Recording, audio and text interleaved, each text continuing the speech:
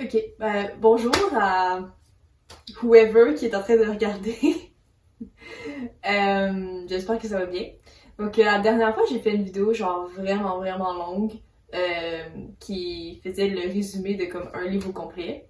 Puis, ouais, c'était vraiment très long à genre monter, etc. Puis, j'ai envie de continuer de parler de livres. J'aime ça. C'est tout. Mais j'ai pas trouvé un autre livre que je trouve qui se prêtait bien à l'exercice de faire un aussi long résumé. Donc aujourd'hui, je vais faire quelque chose d'un peu plus comme léger. Euh, je vais classer, genre rank comme les livres que j'ai lus depuis le début de l'année 2024, puis je vais leur donner une note sur 5 étoiles à chaque en expliquant un peu pourquoi mon raisonnement derrière comme son classement, disons. Je vais aller en ordre chronologique je veux dire, le premier livre que j'ai lu cette année, puis ainsi de suite jusqu'à aujourd'hui. Je sais que normalement les gens font ça à la moitié de l'année, comme en juin. Mais honnêtement, j'ai pas vraiment eu le temps. Puis, en tout, j'ai juste lu 22 livres cette année. Parce que comme ça m'étonne à chaque fois, j'ai l'impression que je lis tellement, puis finalement quand je regarde comme mes stats dans Storygraph, c'est pas tant que ça. Donc c'est ça. Finalement, on va classer 22 livres. Je vais aussi mentionner pour chaque livre si je l'ai lu en anglais ou en français. Parce que j'ai l'impression que parfois quand tu lis comme pas la version originale, ça peut un peu altérer comme mon appréciation du livre personnellement parce que tu dis peut-être que comme ça aurait été un peu meilleur comme dans la langue originale. Fait que je vais mentionner si je l'ai lu en anglais ou en français. Je vais mentionner les titres dans la langue que je l'ai lu, mais je pense que sur l'écran, je vais comme mettre la traduction de s'il est traduit, c'est quoi son nom en français, pour que ce soit plus facilement comme reconnaissable. Donc c'est ça, allons-y. J'ai vraiment l'air d'avoir zéro cheveux de l'angle dans lequel je filme, mais comme non, c'est en pince. Ok. Ok. Le premier livre que j'ai lu cette année, en 2024, c'est A Curse for True Love de Stephanie Garber. Et je lui ai donné 4 étoiles. Donc, j'ai lu en anglais. Dans le fond, c'est le A Curse for True Love. C'est le dernier tome de la trilogie. Comme le premier s'appelait Once Upon a Broken Heart. Ensuite, c'était The Ballad of Never After. Et ça, c'est le troisième tome. C'est comme la trilogie qui se passe après la trilogie Caraval, si ça dit quelque chose à quelqu'un. C'est un peu comme dans un monde un peu genre fantastique, magique, où, comment dire, il y a comme des espèces d'immortels qui peuvent exaucer des vœux à des gens, etc. Et on suit comme une jeune fille de genre 18 ans, au début du premier tome, ça. Elle est comme en grosse peine d'amour, puis elle va aller trouver le prince des cœurs. Oui, c'est ça. Oui, Jack, le prince des cœurs, qui était un personnage de la trilogie comme Caraval, la première trilogie, pour lui demander de comme arrêter le mariage de son ancien amoureux avec sa demi-sœur, je crois. Parce qu'elle a trop le cœur brisé. Puis là, bon, ça l'amène dans plein de... Les événements défilent et là, il y a d'autres choses qui s'en viennent. Elle serait comme elle ferait partie d'une prophétie, etc. Et de lui, les deux premiers étaient vraiment bons. Le troisième, je sais qu'il y a eu comme des moins bonnes revues. Puis c'est vrai que comme, à part la fin, je serais pas capable de comme dire maintenant qu'est-ce qui s'est passé vraiment. Comme, j'ai l'impression qu'il s'est un peu pas passé grand-chose. Bon, elle devait, en fond, dans le troisième livre, elle devait juste, l'héroïne principale, comme régler ses shit, puis tu sais, finir un peu sa quête, et finir avec la personne qu'on pensait qu'elle allait finir, que c'était un peu évident. Il n'y avait rien de, comme, mémorable ou marquant tant que ça. Mais, tu sais, c'est très bien écrit, comme tu ressens très bien l'ambiance quand, je veux dire, que l'autrice essaie de passer. C'est très comme féerique comment c'est écrit, puis tu peux même sentir les odeurs, voir un peu ce qui est écrit, c'est très un peu magique là, comme vibe, donc c'est pour ça que j'ai quand même des 4 étoiles, même si l'histoire était pas folle, on s'entend là. Ensuite, le deuxième livre que j'ai lu cette année, c'est Powerless de Lauren Roberts. Je l'ai lu en anglais, parce qu'il était juste disponible en anglais, je crois. Je savais pas du tout à quoi m'attendre, parce que j'avais pas comme lu un peu dessus avant, mais j'avais lu le résumé, puis j'étais comme ah, ça a l'air bien. Puis j'ai quand même bien aimé, je l'ai bien aimé quand je le lisais, mais j'ai surtout aimé comme la relation entre les personnages parce que j'avoue que le world building, là, je veux dire comme comment le monde est décrit et construit, tu sais, je veux dire la politique, la sociologie, tu sais, les systèmes de classe, etc. C'était un peu vague, c'était un peu drôlement décrit. Dans le fond, on suit une fille jeune, ado, pas trop clair, là, peut-être dans la vingtaine ou un peu avant. Comment elle s'appelle? Paedin Gray. Elle, c'est genre une ordinaire, donc elle a pas de pouvoir magique. Puis elle vit dans une société où être ordinaire, c'est comme être ostracisé puis être chassé par les élites, donc ceux qui ont des pouvoirs, puis qui sont à la tête du gouvernement. Puis elle a une orpheline, elle doit voler pour survivre et un jour elle sauve la vie du prince, je crois, oui, c'est ça, du prince, et elle va donc devoir participer à des épreuves pour devenir quoi? C'était pas vraiment clair, mais les épreuves sont comme faites pour les élites. Donc elle se fait passer pour une élite. Elle dit qu'elle a comme des dons de clairvoyance, alors que c'est pas du tout vrai. Fait qu'elle doit comme garder son secret d'être d'une ordinaire. C'est ça, j'ai trouvé que quand même la relation avec les personnages était bien écrite, mais c'est vrai que comme après mûre réflexion, puis avoir vu des reviews des gens sur en ligne, il y a eu beaucoup de comme d'accusations de plagiat, que ça ressemblait vraiment trop à d'autres romans qui ont déjà été écrits, que ça prenait vraiment beaucoup des idées de d'autres romans à succès qui ont été écrits avant. Donc je peux pas parler là-dessus parce que j'ai pas lu les romans en question. Mais c'est vrai que ça filait pas très très original, on pourrait dire. Comme, tu sais, l'affaire des épreuves, ça filait un peu comme Hunger Games, les ordinaires, les pouvoirs, tu sais, ça... C'est ça, ça réinventait pas la roue. Mais quand je les lisais, j'avais quand même comme... Tu sais, c'était quand même agréable. Donc, je l'ai classé 4.5 étoiles. Ensuite, j'ai lu Tower of Dawn de Sarah J. Maas. Et j'ai des 4.5 étoiles. C'était très très bon. J'ai lu en français parce que il est sorti en français, puis je veux dire, j'aime mieux être sûre de comprendre tout.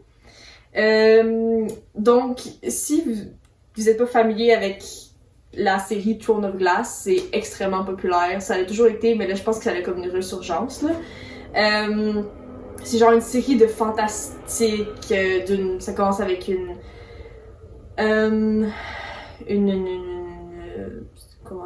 esclave qui est en fait une assassine. Puis là, oh mon dieu, il y a plein de personnages. Ça va un peu partout. Ça fait un peu, c'est un peu une vibe genre Seigneur des Anneaux, avec un petit peu plus comme avec des fées, etc.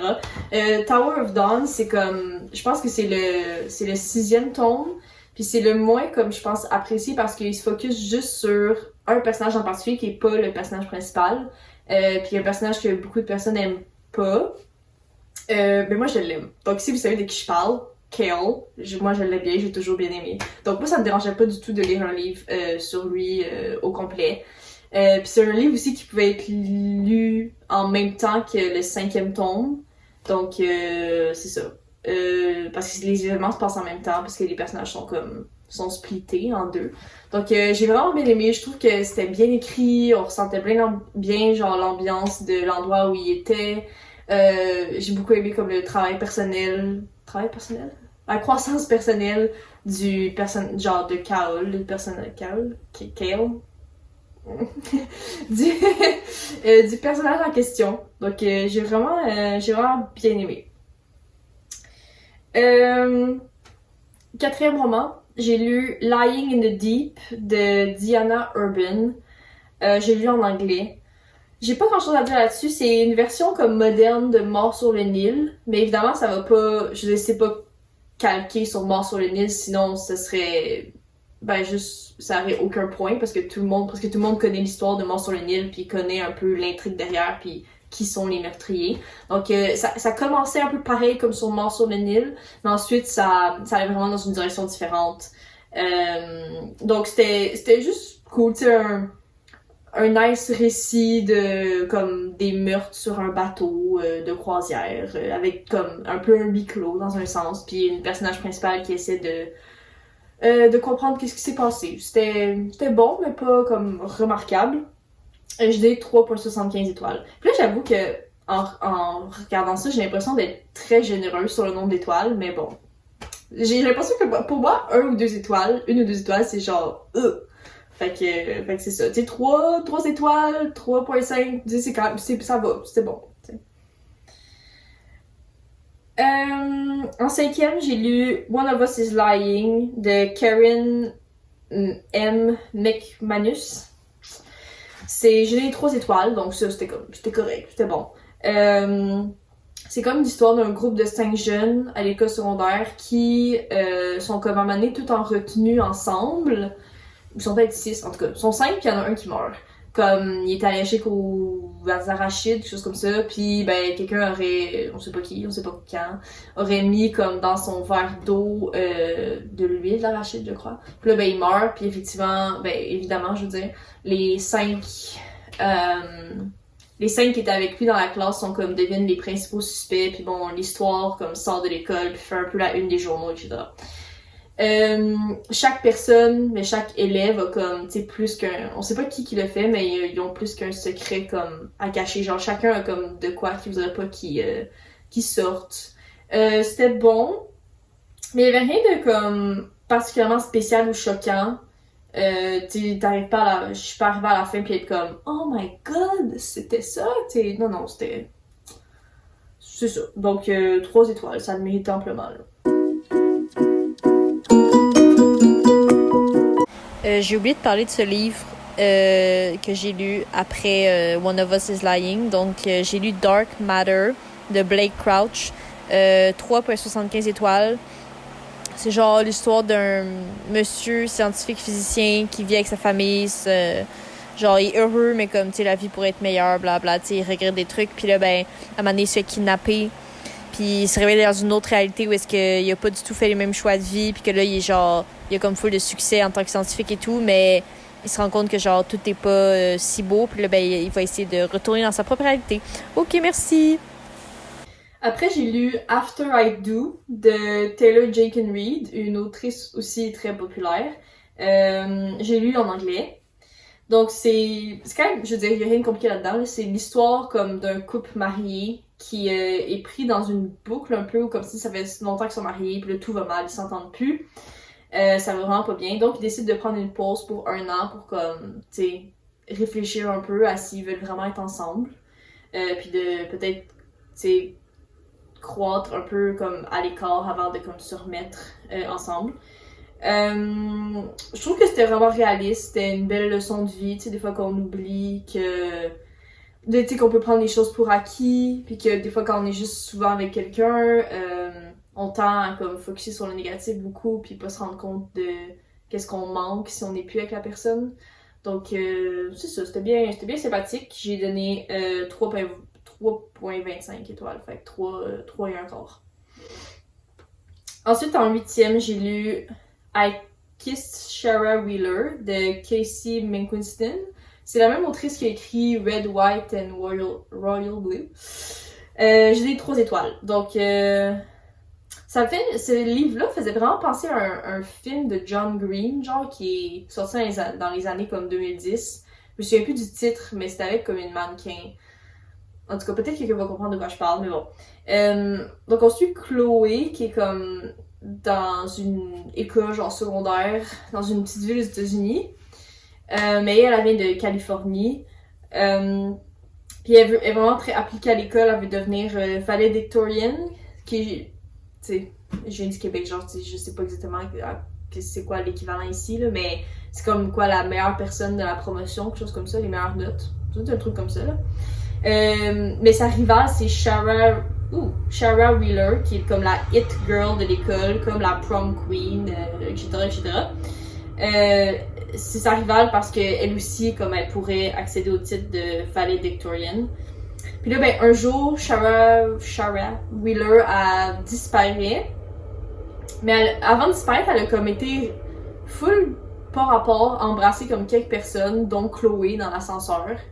Puis après, elle disparaît, puis là, elle laisse des petits indices. Puis dans le fond, le livre, c'est Chloé avec les autres personnes que Shara a embrassées, de comme essayer de découvrir comme qu'est-ce qui est arrivé à Shara, puis de comprendre un peu la personne derrière l'image là, que celle-ci, elle avait. Donc, c'était bien. C'était juste bien. 3 étoiles. Ça va, je vais pas m'en souvenir toute ma vie. Là. Ok. Ensuite, j'ai lu le 5e tome de Throne of Glass, Empire of Storms. Je l'ai lu en français. Donc là, pour les connaisseurs de la série Throne of Glass, ils vont comprendre qu'il y a quelque chose qui va pas, là, parce que je pensais justement que puisqu'on pouvait lire Empire of Storms et Tower of Dawn en même temps, donc le 5, le 6, si les choses se passent en même temps, on peut lire en même temps, je suis comme, ben, je peux lire le 6 avant puis le 5 après. Parce qu'il y a des gens qui lisent le 5 avant puis le 6 après. Mais finalement, non, on ne peut pas faire ça. Parce qu'en lisant le 6, j'ai appris des choses qui s'étaient passées dans le 5, même s'il était supposé se passer en même temps. Puis je savais déjà comment le 5 allait finir un peu, puis il y avait des trucs qui étaient dits comme des spoilers, genre des punchs dans le 6, que je savais, mais que les personnages du 5 ne savaient pas. Donc là, c'était un peu mélangeant. Tu sais, ça fonctionnait pas. Puis je m'en suis rendu compte assez vite que ça pouvait pas se faire, genre, se lire comme ça. Mais bon, il était trop tard. J'avais déjà lu le 6e tome avant de lire le 5e. Donc il fallait juste que je le lise. Donc, je recommande pas du tout. Mais à part de ça, le livre était vraiment extraordinaire. Il était vraiment super bon. Là, dans un côté un petit peu plus spoiler pour ceux qui savent de quoi je parle, on suit comme la suite des aventures de Aileen avec ses compagnons, genre Rowan, Lysandra, Aedion, etc. Comme après les événements de Queen of Shadow, donc après qu'il ait comme détruit le château de verre, puis qu'il ait tué le roi, puis que Dorian est roi maintenant, puis etc. Puis là, bon, ils mettent un peu en place comme leur démarche pour essayer de reprendre comme Terracen, genre leur royaume. Donc, puis la fin, oh mon dieu, la fin, c'était super, là, genre j'avais pas vu venir, c'était vraiment comme émotif, j'étais comme ah! Non, c'était vraiment très bon. Fait que 5 étoiles, si je l'ai pas déjà dit. Ensuite, en 10e, un autre vraiment bon livre, Les créatures de bronze de Roshani Chokski. Donc, je l'ai lu en français parce que c'est une sorte de série fantastique, celle-là, que genre je pouvais pas lire en anglais, je crois. Je pense que comme j'avais déjà un peu de la misère à comprendre en français de base parce que je trouve que c'était un peu compliqué. Donc, je l'aurais pas lu en anglais. Donc, c'est le dernier tome de la série des loups dorés. Pardon, là. Donc, le premier tome de la série, c'était les loups dorés. Ensuite, c'était les serpents argentés, je crois. Puis ensuite, c'est les créatures de bronze. C'est une série, genre, historique, fantastique, que j'ai toujours de la misère à un peu comprendre, genre, comment dire, genre, le world building. Comme, je sais qu'il y a de quoi avec la tour de Babel qui aurait comme explosé. Puis il y aurait comme la tour de Babel, tu sais, la grande tour que dans les légendes, comme les gens auraient créé pour se rapprocher de Dieu. En tout cas. Donc là, dans ce monde-là, il y aurait eu la tour de Babel qui aurait tombé. Ça aurait dispersé des fragments de magie par le monde. Quelque chose comme ça. Et maintenant, il existerait quelque chose qui s'appelle le forgeage, où les gens avec ceux qui ont l'habilité de forger peuvent forger soit les matériaux ou l'esprit, comme un personnage qui peut forger comme des plantes, l'autre elle peut forger comme les matériaux, tu sais, mettons le fer, l'or, le cuivre, etc. Peut-être qu'ils peuvent forger l'esprit, donc comme manipuler l'esprit des autres. C'est vraiment comme un système magique genre vraiment original. Puis au début de la série, on suit un groupe d'amis, j'imagine, qui sont tous employés par un gars qui est comme un... Comment dire? Genre, est-ce que c'est vraiment ses amis s'il les emploie? Là, la question se pose. La question philosophique se pose, mais c'est pas le but. Le gars, dans le fond, il y a plusieurs comme maisons importantes à Paris, parce qu'il vit à Paris. Genre des maisons comme de nobles. Puis lui, il était un héritier d'une certaine maison, puis il a été comme déshonoré parce qu'il a pas réussi un test. Mais sûrement c'était trafiqué, mais en tout cas, je sais pas trop, là. Il a pas réussi ça, puis là, maintenant, il vit une vie parce que il vole des artefacts, puis il possède aussi un hôtel. Puis à son hôtel, c'est là qu'il emploie tous ses amis. Donc là, ils sont comme une petite bande, là, de chacun comme ses talents, etc. Un peu comme Six of Crow, si si quelqu'un qui regarde comme savent de quoi je parle. Donc c'est ça, puis lui, sa mission avec ses amis, c'est de genre reprendre son titre d'héritier de la maison. Mais finalement, il y a tellement de choses qui se passent, je veux dire, ça va beaucoup plus loin que ça. Puis là, après, dans les autres livres, ça va aller dans comme la quête pour devenir un dieu, ça va vraiment loin. Ce qui est le fun, c'est que chaque livre est dans une différente ville. Donc le premier livre est à Paris, le deuxième livre est en Sibérie. Ouais, ben là, c'est pas une ville. Oups. Bon, c'est... On va dire que c'est dans une des différentes régions. Puis le troisième se passe à Venise. Puis j'ai vraiment aimé le troisième livre. Comme c'était vraiment bon. Ça partait sur comme tellement de malentendus. Puis il y avait tellement de pots à réparer. Mais je trouve que ça s'est vraiment bien comme terminé. Je sais qu'il y en a des gens qui aimaient pas la fin. Mais moi j'ai full aimé la fin. C'est rare pour moi, mais j'étais vraiment investie dans le couple principal. Puis, je sais pas, je trouvais que leur histoire était vraiment comme cute. Puis j'ai bien aimé comment ça a fini. Donc je donne 5 étoiles, évidemment. Genre, easy 5 étoiles. Oui, c'est ça, je recommande fortement de lire la série. Mais je comprends que ça peut être dur à rentrer dedans. Comme, j'ai essayé de le faire lire à ma soeur, le premier, puis elle a comme pas accroché. Puis je comprends, faut comme persister, mais faut tenir bon, puis ça en vaut vraiment la peine. Ouais. Ok, en 11e, j'ai lu un roman un peu différent. Pas un roman de comme complètement fantastique ou quelque chose comme ça. Loveless de Alice Oseman. Alice Oseman, si je me trompe pas, je pense que c'est elle aussi qui écrit la BD, le roman graphique, pardon, Heartstopper. Donc, Loveless, j'ai mis 4.25 étoiles. Je me souviens vraiment pas de la langue dans laquelle j'ai lu, honnêtement. Je sais vraiment pas. Mais je pense que ça faisait même pas de différence parce que c'était comme... C'était pas tant les mots qui importaient dans le livre, c'était vraiment plus les feelings que ça te donnait. Donc, Loveless, c'est l'histoire de Georgia qui commence l'université, je pense au Royaume-Uni, puis qui se sent profondément différente parce qu'elle a jamais eu comme dans sa vie de crush, de relations amoureuses ou de premier baiser ou comme tout ce que dans la société on considère comme normal, j'imagine. Puis donc on la suit un peu dans sa quête pour comme essayer de découvrir un peu plus sur son identité, puis de savoir comme est-ce que c'est juste qu'elle s'est jamais pris de la bonne manière, est-ce que c'est juste que le bon moment est pas arrivé, ou c'est une partie juste intrinsèque de elle-même que elle pourrait pas changer, tu sais. C'est comme une bonne lecture, genre je veux dire, ça se digère bien. Même si les réflexions sont vraiment profondes. Et je trouve que, je veux dire, j'en connais pas, je suis pas la plus informée sur les sujets comme la sexualité ou la romantisme, mais je pense que comme c'était une bonne représentation, c'était pas... je pense que comme la recherche était dedans, c'était vraiment bien écrit. Puis comme ça faisait du bien parce qu'on a tellement l'habitude de consommer des médias où les relations amoureuses ou la romance est justement un élément crucial de l'histoire, que c'est rare qu'on se pose des questions comme est-ce que c'est vraiment nécessaire au bonheur, ou tu sais, ça amenait pas mal de questions du genre est-ce que les gens qui ont pas de partenaire dans la vie comme sont juste destinés à être comme un petit peu plus malheureux que les autres? Est-ce que l'amour qu'une amitié, que notre famille, que nos animaux de compagnie nous donnent sont assez pour être au même pied d'égalité qu'un amour plus romantique. Donc, c'est des questions qui sont vraiment intéressantes, puis ça a vraiment fait réfléchir ce livre. C'est vraiment bon.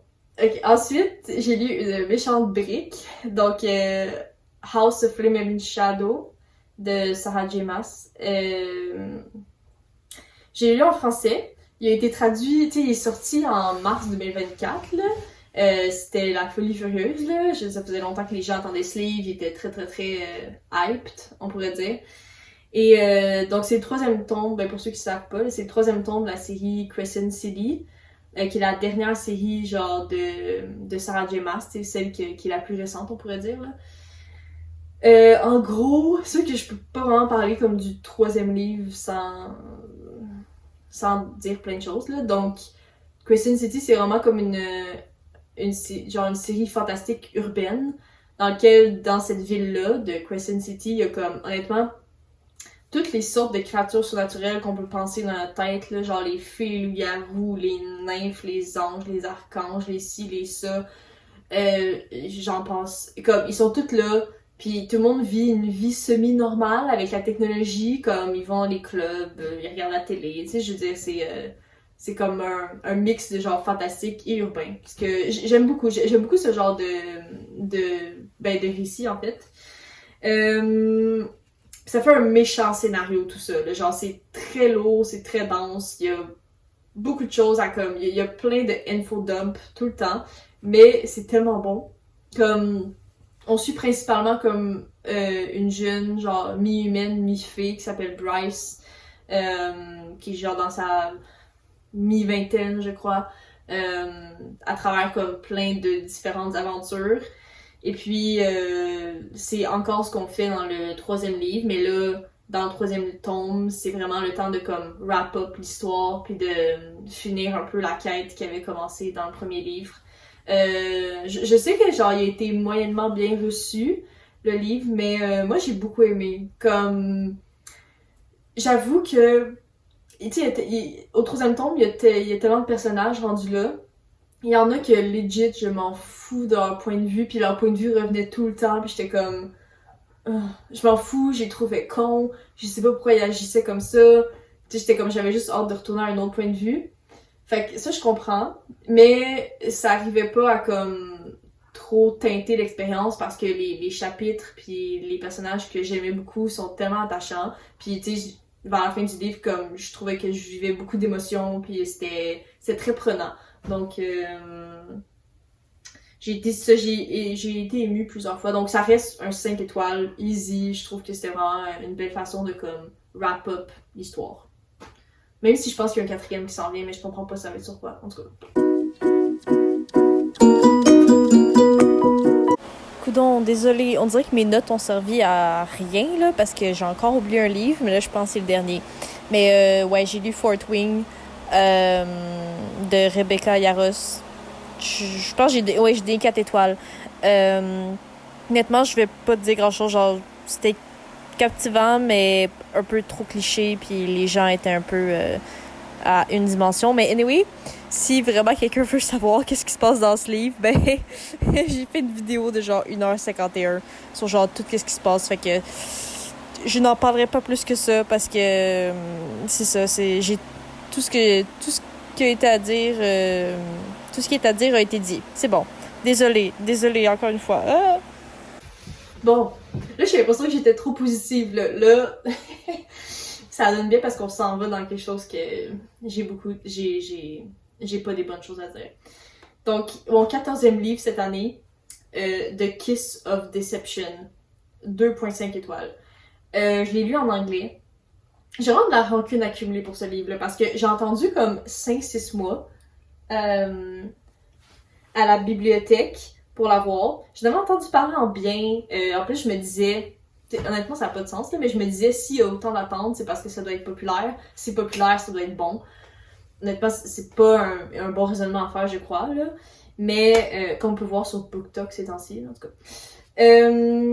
Donc, en gros, dans un monde fantastique un peu médiéval, il y a une jeune princesse de genre Lia, de 16 ou 17 ans, qui s'enfuit comme de sa ville, de son château, le jour de son mariage, parce que c'est un mariage arrangé avec un prince d'un autre royaume, tu sais, pour des questions politiques, genre d'alliance. Ils veulent comme être en alliance pour mieux riposter face comme aux offenses d'un troisième royaume qui est comme plus à l'ouest, à l'est, pardon.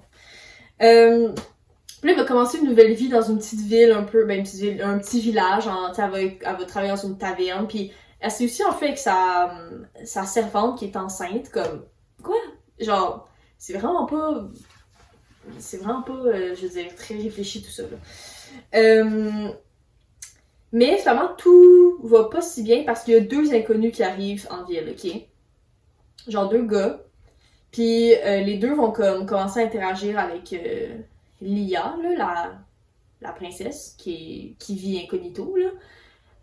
Puis, dans le fond, il y en a un des 2 que c'est le prince qui était supposé la marier, puis qui est un peu genre d'avoir été comme un peu humilié parce qu'elle est jamais venue au mariage. Puis lui, il est un peu curieux de savoir qui l'aurait un peu genre dumpé le jour de son mariage.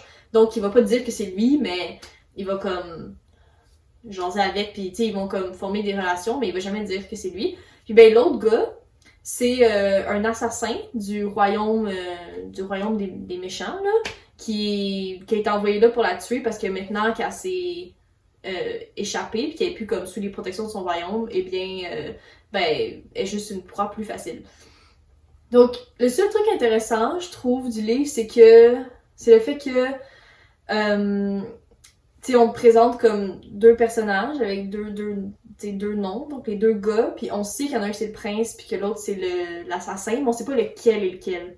Comme, on est tant mélangés quasiment jusqu'à la fin. Puis j'avoue que je m'attendais pas à ce que ça soit telle personne soit l'assassin, puis que telle personne soit le prince. J'étais comme, voyons, j'étais vraiment mélangée, même que je me demandais, est-ce que c'est moi qui comprends pas qui est qui? Mais non, on n'était pas supposé comprendre qui est qui. Puis, en fait, le gros problème, c'est qu'il se passait quasiment rien. Genre vraiment, là, comme il se passait vraiment pas grand-chose. Et le fameux assassin, non mais genre, quel incompétent. Genre, c'est vraiment le pire assassin que j'ai jamais vu dans un livre, comme... Tu sais, il était pas capable, genre, il était zéro capable de faire sa job parce que comme dès qu'il a vu la princesse, genre, il était comme, oh, coup de foudre, il pouvait pas la tuer. Comme, oh my god. Genre, comme, évidemment, mais je sais pas, on dirait que c'était pas crédible, là. J'étais comme, genre, lâchez-moi, là. Ouais, c'est vraiment tiré par les cheveux. Donc, c'est pour ça, j'ai 2.5 étoiles. Ça, non, ça allait pas. Il a juste commencé à se passer des trucs comme à la fin. Donc, non merci, là. Ensuite, en 15e, j'imagine, pour comme, t'sais, aller plus vers une réussite, cette fois-ci, j'ai lu le dernier tome de Throne of Glass, donc Kingdom of Ash, ben encore de Sarah J. Maas. J'ai lu en anglais parce que le tome 7, il est pas encore sorti en français. Genre, alors que il est sorti en 2018 en anglais, comme, je sais que les gens sont pas très contents envers la maison d'édition, là. J'avoue, ça fait vraiment longtemps. J'aurais aimé ça, le lire en français, mais comme c'était tellement loin. Puis j'étais comme non, il faut que je le lire en anglais. Finalement, ça se faisait quand même bien. Je pense que vu que je connaissais tellement bien comme les bases un peu de l'histoire, ça allait de faire la traduction. Puis il n'y avait pas tant de noms qui changeaient, des choses comme ça. Des fois, c'est une traduction genre littérale, là, tu sais. Fait que ouais, ça, je savais que ça allait être bon parce que j'avais vu en ligne et tout que les gens étaient comme c'est mon préféré, c'est le meilleur, comme c'était exceptionnel, puis effectivement, c'était vraiment exceptionnel. C'était vraiment comme une épique conclusion, puis ça avait vraiment des vibes de genre Seigneur des Anneaux, comme ça filait comme dernière bataille épique, comme tous les personnages comme ça sont rassemblés, puis comme tu sais, tout le monde a comme tellement grandi à travers comme les 7 tomes, genre c'était vraiment comme wow. J'ai vraiment aucune plainte là, par rapport au livre, c'était super, ben pour ceux qui connaissent, c'est la conclusion de comme l'aventure de Aileen, les genre compagnons, puis tu sais c'est un peu comme après les événements de Empire of Storms, le 5e, puis Tower of Dawn, le 6e, que là les deux comme ce qui s'est passé, là, tout se regroupe, puis là ben t'as genre la finale, tu sais, contre comme un ou plusieurs antagonistes de l'histoire. Donc j'ai pas eu de plainte. Je pensais que j'allais être comme plus détruite émotionnellement que ça après l'avoir terminé parce que je voyais les gens en ligne qui étaient complètement là, ils étaient comme tu sais, il y avait comme une espèce de vide là à l'intérieur. Je pensais que ça allait me faire ça aussi parce que ça faisait 1 an que j'avais commencé la série, fait comme tu sais c'était quand même quelque chose que je veux dire que j'étais investie, I guess, mais je pense que c'était tellement bien genre wrap up, c'était tellement bien fini, c'était juste la boucle était bien bouclé que j'ai pas eu ce sentiment-là. Comme j'étais comme apaisée d'avoir fini, j'étais comme ça finit, tu sais, je dis ça, comme je trouve que c'est une bonne fin, ça va. J'étais juste satisfaite. Donc, évidemment, 5 étoiles. Genre, facilement. Ensuite, en mon 16e livre de l'année, j'ai lu Tomorrow, Tomorrow and Tomorrow de Gabrielle Zevin. Pardon. Je donnais 4 étoiles. Donc, j'ai lu en français. Donc, finalement, en français, en fait, ça devrait plus être demain, demain et demain. C'est un livre où... C'est comme un livre genre contemporain, le style là, de livre, où on suit 2 amis d'enfance pendant comme plusieurs décennies de leur vie. Où comme ils traversent la vie en étant des concepteurs, des créateurs de jeux vidéo plutôt. Ils ont créé leur premier quand ils étaient jeunes, puis ensuite on les suit à travers comme, le reste de leur carrière, leur vie professionnelle, leur vie personnelle. Puis, il n'y a pas vraiment plus que ça, mais ça traite comme très bien de sujets comme le deuil, la persévérance, puis juste l'amitié. Puis d'autres thèmes, je veux dire, c'était très réaliste, c'était comme, je comprends le succès que ça a eu, comme, tu sais, c'est pas un livre où ce qui se passe, je veux dire, des sacrifices de sang, puis des résurrections, des choses comme ça, mais comme, c'était juste très genre relatable, puis comme très complet. Donc, c'est ça, c'est vraiment bon. Je l'ai lu en camping, c'était genre une bonne lecture de camping. Tu sais, ça te prenait pas trop que t'étais comme, ah! Mais c'était juste comme agréable. Donc c'est ça, 4 étoiles, j'ai déjà dit. Oui. Ensuite, en 17e position, non c'est pas de position, c'est juste la position dans l'année, la position chronologique. J'ai lu un roman d'amour, Alone with You in the Ether, de Olivia Blake. Olivia Blake, je crois, a écrit The Atlas Six, puis elle a écrit d'autres livres, mais je pense que c'est ses livres comme le plus, sa série la plus connue. J'ai lu en anglais. C'est vraiment un roman d'amour comme assez original qui met en scène une jeune femme comme qui a fait de la contrefaçon d'art comme ART là, genre des pièces d'art. Non ben, j'ai dit ça comme ça des pièces d'art comme ça, mais non mais des œuvres d'art pardon. C'est ça. Puis là maintenant elle doit faire de la psychologie des sciences de psy comme tu sais donnée par la cour. Puis elle est bipolaire, tu sais, elle est comme assez instable dans la vie. Puis elle va rencontrer un homme qui est un doctorant en mathématiques. Puis il est comme assez genre antisocial, un peu comme, disons, pas comme tout le monde, on pourrait dire. Qu'est-ce que ça veut dire, en tout cas? Vous comprenez ce que je veux dire? Puis qui est comme obsédé par résoudre le problème du voyage dans le temps.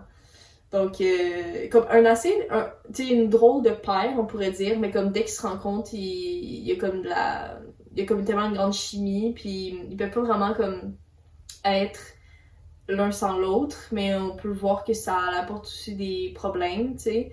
Puis ça explore les thèmes de comment dire, de faire face aux blessures que on peut avoir en nous, tout en comment dire, accepter le fait qu'on peut aimer et être aimé, même si on est un peu brisé à l'intérieur. Donc, je trouvais que c'était vraiment un beau roman. Oui, c'est ça, c'était comme ça, c'était un bon, c'était comme, ça pouvait être très lourd, mais comme très, comme hopeful en même temps, genre avec de l'espoir. Donc, c'est ça. J'ai donné 4 étoiles. Ensuite, je sais pas pourquoi j'ai fait ça, mais il y avait une mini-partie de moi qui était curieuse. Mais j'ai lu le 2e tome de Kiss of Deception, là. Le 2e tome s'appelle The Heart of Betrayal, encore de Marie E. Person. Et j'ai donné 2 étoiles, donc encore moins que le premier. Encore une fois, j'ai lu en anglais. Bon, ça c'est la suite. honnêtement, la vraie trahison, là, dans The Art of Betrayal, c'était que c'était pas meilleur que le premier. Comme, je pensais que, tu sais, ça allait se rattraper, mais non. Parce que là, le seul truc, c'est que là, maintenant, la princesse, comme, maintenant, est en territoire ennemi, est captive, puis comme, elle doit juste survivre, passer le temps, comme, puis ben, le prince, il est là aussi, mais il fait aussi semblant de quelqu'un qui est pas, elle a fait un peu semblant, mais pas semblant, il s'est pas passé grand-chose non plus, comme, hein?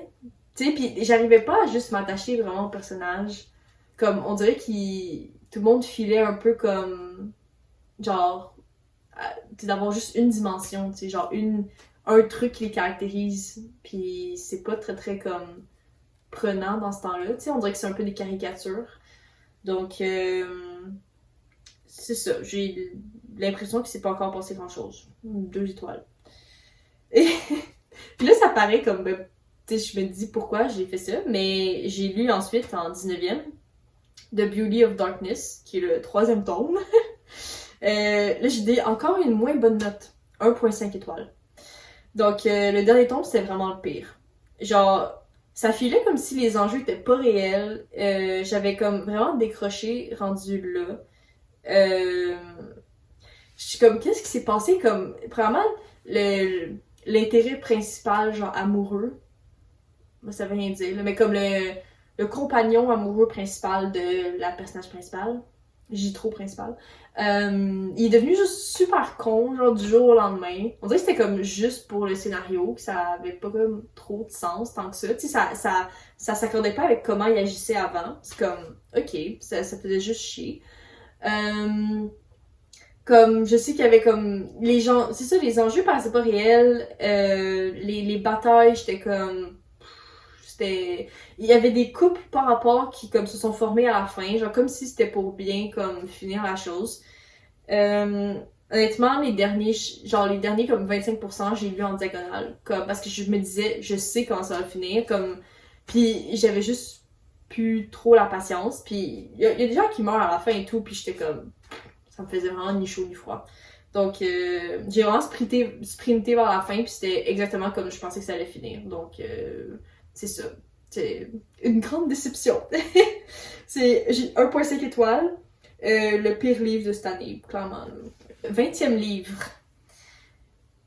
The Trailers de Cia Lynch. 3 étoiles. Je l'ai lu en anglais. C'était pas un roman que j'avais entendu parler, mais pas du tout. Puis c'est mon seul roman d'horreur de l'année. En fait, je pense que techniquement, c'est même pas horreur. Je pense que c'est comme thriller, suspense. Mais bon, genre, je trouve que ça. Il y a des gens qui sont massacrés avec des haches, c'est quand même assez horreur, là, dans ma tête. Donc, pardon. C'est un roman, ça, d'horreur, où il y a comme 6 individus qui sont invités à passer la nuit dans un manoir où il y a plusieurs années, il y a eu un massacre d'enfants. Puis ben, s'ils restent là pendant toute la soirée puis qu'ils réussissent comme quelques tests, ils vont pouvoir gagner de l'argent. Donc, c'est ça. Ça a commencé genre vraiment bien, comme c'est intriguant, il y avait des revirements de situation. J'étais vraiment comme investie dans l'histoire. Mais finalement, comme plus vers la fin, ça n'a pas comme tenu la barre était comme là, mais là, ça a descendu. Là, comme, ça a pas réussi à comme tenir vraiment comme toutes les expectations que ça avait au début pour moi. En plus, c'est plate, c'est ça, parce que l'idée était vraiment bonne, mais je trouve que ça n'a peut-être pas été super bien exécuté vers la fin. Donc, c'est ça. En plus, je l'ai lu comme, je sais pas, tu sais, pas vraiment, pas juste en me coucher, mais comme, tu sais, un peu dans la soirée, comme avant de souper, des choses comme ça. Puis je l'ai peut-être relu un petit peu après le souper. Puis j'étais seule chez moi, mais je savais pas si j'étais supposée être seule, comme il y avait peut-être mon frère qui venait, en tout cas. Puis je sais pas pourquoi, mais je veux dire, j'avais comme vraiment peur, comme l'ambiance du roman quand même était quand même très glauque, puis elle faisait comme peur, puis j'ai eu vraiment de la misère à dormir, comme normalement je dors comme que mon dos est face à la porte, Mais là, genre, j'étais pas capable parce que j'avais peur qu'il y ait un meurtrier avec la hache, là, qui s'en vienne, là. Alors que, comme, non, genre, j'ai barré les portes pis des choses comme ça, mais j'ai même texté mon frère pour être genre, est-ce que tu reviens à la maison? Parce que, genre, j'aime pas ça tout seul et tout. Non, j'ai pas, tu sais, je pense pas j'ai eu peur des fois en lisant quelques livres d'horreur, mais comme, ça m'arrive pas tant souvent, mais, c'est ça, dans le fond, je peux pas dire que l'autrice a pas réussi à bien, comme, tu sais, transmettre une ambiance puis un sentiment de comme d'inconfort dans son livre parce que clairement pour moi ça a fonctionné. J'ai pas été capable de dormir, genre j'ai dormi 3 heures dans la nuit. Puis j'avais une randonnée avec des amis le lendemain puis ouf, je regretterais de pas avoir bien dormi là, comme ça a été tough. Fait que c'est ça. The Traders, 3 étoiles quand même. Ensuite, avant-dernier livre, j'ai lu Defy the Night de Bridget Kemener. Je l'ai lu en anglais. C'est un roman fantastique qui est centré autour d'un pays en pleine pandémie. Puis le seul remède, c'est genre certaines pétales d'une fleur. Puis notre personnage principal, c'est une apothicaire qui est aussi une espèce de Robin des Bois. Robin des Bois. Robin des Bois parce que elle va en voler avec un associé. Elle va en voler dans dans les quartiers royaux, puis elle en ramène comme à la population qui est plus pauvre puis qui peut pas nécessairement s'en procurer parce que je veux dire, on en distribue là, le remède, mais c'est jamais assez, puis comme évidemment comme les plus riches ils s'en gardent bien plus, puis etc. On connaît l'histoire là. On suit aussi le frère du roi qui est comme le bras droit du roi, on pourrait dire, mais c'est lui qui doit s'occuper un peu des affaires sales, genre un peu le bourreau, puis la personne que les gens ont peur parce qu'il exécute les gens ou il torture les gens, etc. Mais que, dans le fond, là, il est gentil et il est sensible. Il veut plus faire ça, évidemment. Donc, c'est ça, on suit ces deux-là à travers... tu sais, la personnage principale va comme amener se ramasser au palais, puis là, ben, elle va essayer de, comment dire, un peu régler les choses ou régler les crises qui s'en viennent. Honnêtement, la personnage principale, bof, comme, c'est pas grave, là, puis c'est pas grave, mais je trouve qu'elle faisait pas grand-chose, puis elle pleurait tellement souvent que, tu sais, je suis qui pour parler, genre je pleure aussi facilement, tu sais, mais là c'est que ça commençait à être fatigant un peu, tu sais, c'était comme un peu à des endroits que je suis comme, je comprends pas, genre tu sais, ressaisis-toi, là, tu sais, ouais, ça allait pas. J'étais plus intéressée dans comme la relation entre le bras droit du roi puis son frère le roi, genre ça je trouvais que c'était bien écrit et tout, donc ça je trouvais ça quand même bon, mais l'histoire comme d'amour qu'il y a dedans honnêtement, genre je m'en foutais complètement. Là. Genre, on dirait que j'ai déjà lu ça comme 200 fois. Donc, c'était pas vraiment mémorable. Fait que j'espère que dans la suite, les choses vont brasser un peu. Là, qu'il va y avoir peut-être genre qui seront plus ensemble, genre, etc. Comme. On croise les doigts. J'ai fini par donner 3,75 étoiles. Ah, puis aussi, la pauvre autrice, genre, le livre a été paru en 2020. Comme. C'est un livre de pandémie en 2020. Genre, je sais pas si ça a eu comme les ventes qu'elle pensait avoir. Juste à cause comme, tu sais, d'un super mauvais timing. Mais c'est dommage parce que comme, je trouve quand même que genre le concept genre de comment la pandémie est utilisée dans le livre et tout, je trouve que c'est quand même bien fait. Fait que c'est un peu dommage, mais maintenant de le lire en 2024, genre, tu sais, ça là, maintenant, ça va, tu sais. Et le dernier, mais non le moindre, le 22e livre que j'ai lu. Ah, c'est genre, ça finit tellement sur une bonne note, là. Puis on peut voir juste par mon sourire. J'ai lu Gideon the Ninth de Tasmin Mouir. genre je donne 5 étoiles, évidemment, honnêtement, si je peux donner plus que, genre je donnerais 6 étoiles, 5 étoiles, genre 6, 7 étoiles, comme j'ai mis 5 étoiles, plus, là, genre c'est, wow, c'est quasiment parfait, là. J'ai lu en français, puis j'ai écrit comme note extraordinaire, comme c'était vraiment, vraiment bon. Ma soeur, elle me tuerait, genre, si elle m'entendait dire ça, mais comme, je pense que c'est le meilleur livre que j'ai lu, genre, à date de cette année. Donc, plus que les Throne of Glass, tu sais, que j'ai full aimé. Mais, puis peut-être que c'est un biais parce que c'est récent. Mais je sais pas, il y a quelque chose de, comme, vraiment différent avec ce livre-là. Comme, j'en avais entendu parler, comme que c'était un peu out there, on pourrait dire. Fait que je pense que ça m'avait un peu turn off de le lire, mais finalement, comme, genre, oui, c'est tellement étrange, c'est noir, c'est mélangeant, mais c'est drôle, c'est triste en même temps. Il y a beaucoup trop de personnages, mais honnêtement, genre, je m'en fous. Comme, je trouve que ça avait du sens, tu vois. Puis j'ai jamais lu, j'ai lu tellement de livres, puis j'ai jamais lu une personnage principal, genre, comme Gideon. C'est tellement rafraîchissant, c'était super bien écrit, fait que tu sais, j'imagine même pas la version originale. Je voyais rien venir d'avance, ce qui est comme rare pour moi, comme j'ai rien vu venir. Tu sais, je veux dire, ça allait dans une direction que j'aurais juste vraiment pas pensé. J'y pense encore vraiment, là. Genre, j'y pense encore souvent comment c'est vraiment bon. Puis, c'est ça. Là, j'ai même pas expliqué ça à propos de quoi, mais le monde est juste tellement mal expliqué, mais mal, genre pas expliqué. Je pense que c'était peut-être un choix conscient, mais en gros, ça se passe un peu dans l'espace, mais pas vraiment. Comme ça se passe dans un autre système solaire. Ou comme l'étoile principale, c'est une étoile genre qui s'appelle Dominicus. Puis là, dans le système, il y a 9 planètes, un soleil. Puis ben, chaque planète va être une maison. Puis comme la première planète, c'est la planète où vit comme Dieu. Ou genre l'empereur. Oh oui, puis dans tout le système solaire, ils font de la nécromancie. Donc, il y a ça. Fait que c'est comme un peu. C'est très glauque, c'est très cru. Genre, des fois, des trucs qu'ils décrivent, je suis comme. Oh, genre, dégueulasse. Comme. Ben, ça m'empêche pas d'être super bon quand même. Fait que.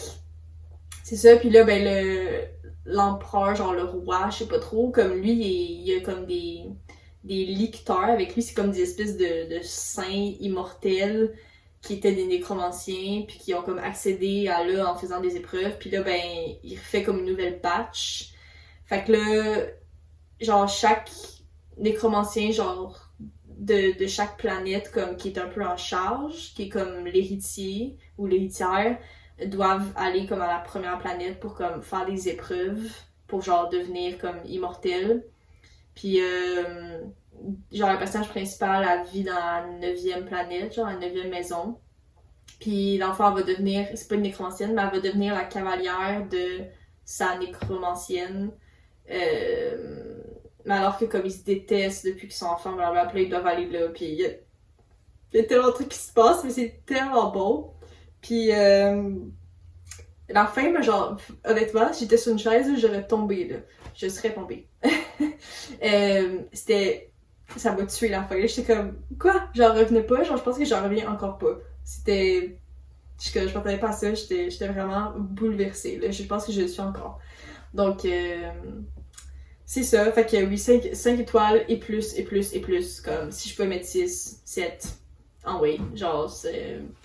Easy 5 étoiles, là. Ok, ben, s'il y en a qui ont écouté, merci d'avoir fait. J'espère que c'était pas trop genre mélangeant comment j'ai expliqué ou comme que c'était clair pourquoi certains livres, comme j'ai donné une note ou plus haute ou plus basse. Ou peut-être que genre ça donne certaines recommandations de comme oh oui, ça a l'air bon, choses comme ça. Ou sinon, moi j'ai juste apprécié parce que j'aime ça parler des livres que j'ai lus. Donc c'est ça. Si quelqu'un regarde, passez une belle journée. Oh, j'ai oublié de dire, mais si quelqu'un a lu Gideon the Knight, puis qui veut en parler, comme soit écrire un commentaire, ou genre au pire, je vais laisser mon Instagram dans la description. Genre, lâchez-vous lousse là. J'ai envie il faut que j'en parle avec quelqu'un. Ok, bye.